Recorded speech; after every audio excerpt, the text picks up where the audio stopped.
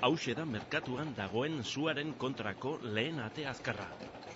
No Fire du izena, eta hori lortzeko ikerketak ia 3 urte iraundu.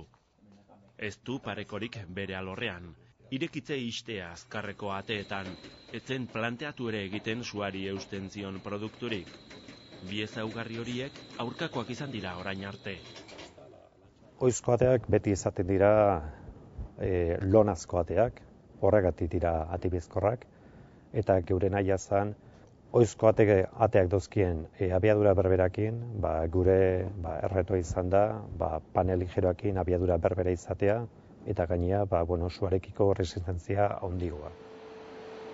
Ateak suari aurre egiten diola frogatzeko sutan jartzen da. Horrelako saiakuntzak egiteko labe bat da hau. Atearen prototipoak labea estaltzen du. Sua horratzean dago. 1000 graduko temperatura gainditzen da barruan. Kanpoaldean aldiz, 1,5 metro eskasera, 20 gradu baino ez daude. Atearen azalean termopare edo sentsoreak ipintzen dira.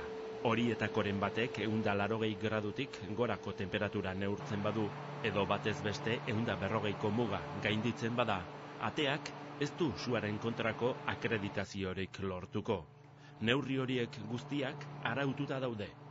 Todos los parámetros están completamente estandarizados con el fin de... Parametro guztiak estandarizatuta daude, laborategi guztiek modu berean lan egin dezagun, previamente el ensayo, saiakuntza egin aurretik, proban zehar eta ondoren. Se montan las muestras de la misma manera. Laginak berdin muntatzen dira edonon.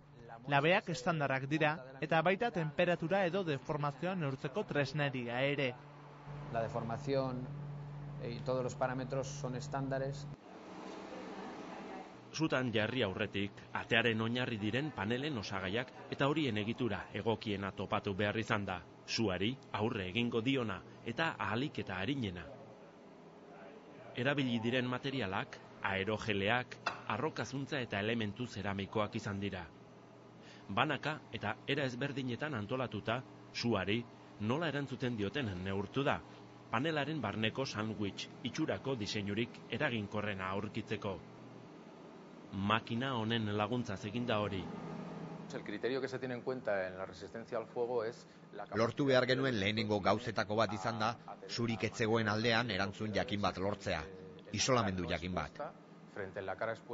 Kono kalorimetrikoa da hau, eta hemen, labe barnean gertatzen denaren simulazioa egiten da. Zurik gabeko aldean, temperatura ezin da igo maila batetik. Izan ere, horrek esan nahiko luke materialak ez duela proba gainditu.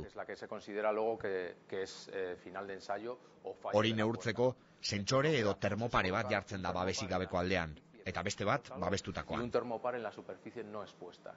Saiakuntzak eskala txikian egiten dira lehenengo, gero, 1 metro bateko aldeko laginekin egiten dira probak, eta benetako neurriko ate batekin egitea da azken pausoa. 3 metro zabal eta beste hainbeste altu den ate batekin. Aquí hemos hecho muestras a 100% milímetros. Hauek 100 milimetroko laginak dira. Eta gero, metro bateko lagina labe esperimentaletik pasatu eta gero, honela gelditzen da panela. Así es como queda. Esta es la muestra después del ensayo.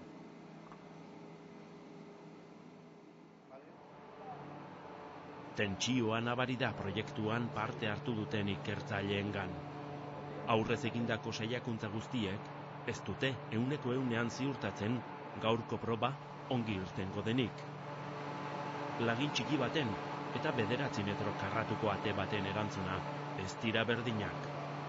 Ateak askoz elementu gehiago ditu, hala nola kanpoko egitura eta panelen arteko mekanismoak.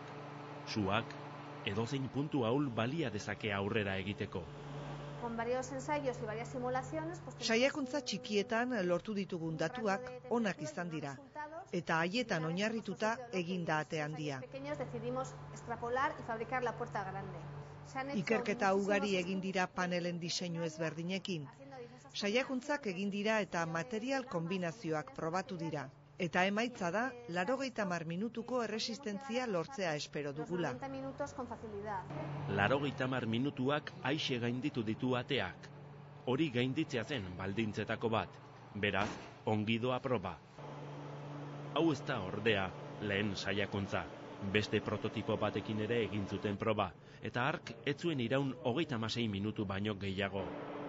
Beheko aldeak egin zuen huts, azpiko panela konkortu egin zen, eta sugarrak pasatu egin ziren.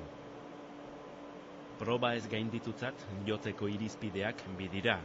Osotasuna katxak, adibidez, sugarrek atea 10 segundutan baino gehiagotan igarotzea, eta isolamendua katxa, hau da, arauak ezartzen dituen temperaturak gainditzea. Aurreko hartatik ikasi eta bigarren saiakuntza honetarako, atearen hainbat elementu birdiseinatu egin dira. Beheko azken panela estuagoa da orain, eta tximinia moduko batzuk ere jarri dizkiote.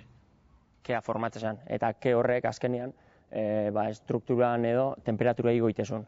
Orduan, ke hori ebakuatu alizateko edo irtera bat eman alizateko, estrukturan barruan, intzaisko zulo batzuk edo ranura batzuk, ebakuazio mekanismo bat barruan sortzean ke guztia kanpora goitikan atea alizateko.